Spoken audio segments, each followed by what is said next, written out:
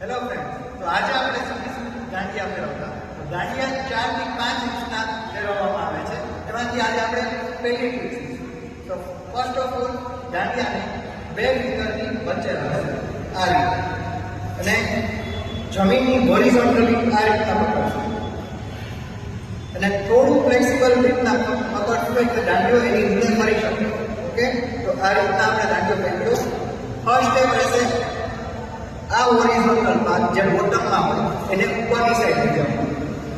1 2 1 2 try કરવાની કે અહીંયા સુધી ઉપર આવે.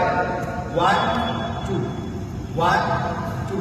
ઓકે, સેકન્ડ સ્ટેપ છે અહીંયા સુધી તમારે દાંડિયો ફેરવતા આવડી ગયો પછી તમારે અહીંયાથી હોરિઝોન્ટલી ખાલી હાથના આટલો ફેરવવાનો છે. આ સેકન્ડ સ્ટેપ. પહેલું સ્ટેપ આ 1 આ 2 આ 1 આ